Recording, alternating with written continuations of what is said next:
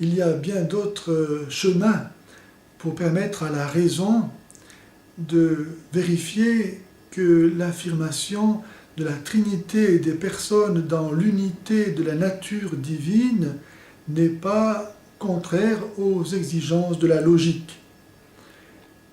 On peut par exemple partir de l'analyse que Aristote fait de l'acte, disant que tout acte nécessairement inclut deux termes et leur relation.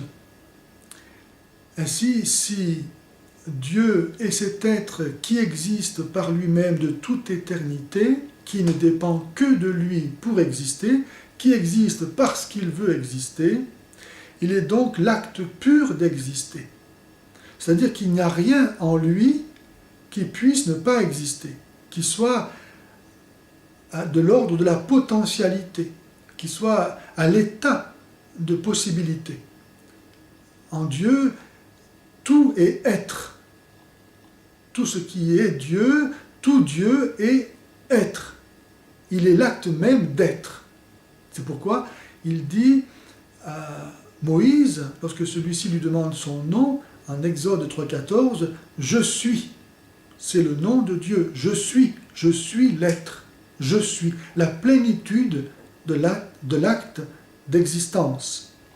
Et Jésus reprendra ce nom lorsqu'il dira en Saint Jean, chapitre 8, aux Juifs et à nous, « Si vous ne croyez pas que je suis, vous mourrez dans vos péchés. » C'est-à-dire, si vous ne croyez pas que je suis Dieu et que je donne ma vie pour vous, vous ne pourrez pas accéder à la vie éternelle.